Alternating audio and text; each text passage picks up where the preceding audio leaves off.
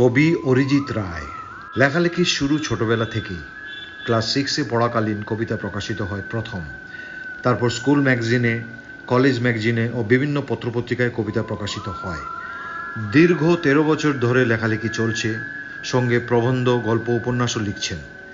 এখন অবধি 10টা কবিতা সংকলনে অনেক কবিতা বেরিয়েছে অন্যান্য সুনামধন্য কবিদের সাথে। তাছাড়া 2025-এ 2টো একক কাব্যগ্রন্থ প্রকাশ পাবে বিভিন্ন প্রকাশনা থেকে।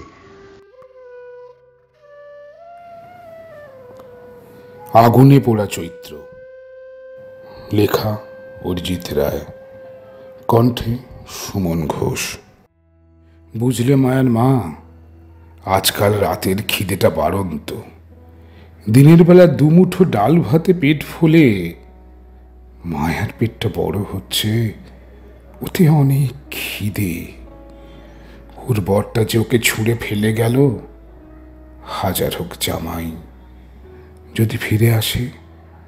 এই চৈত্রের কাঠ ফাটা রোদে যখন তখন আগুন, জঙ্গল জুড়ে পোড়া কাঠের গন্ধ।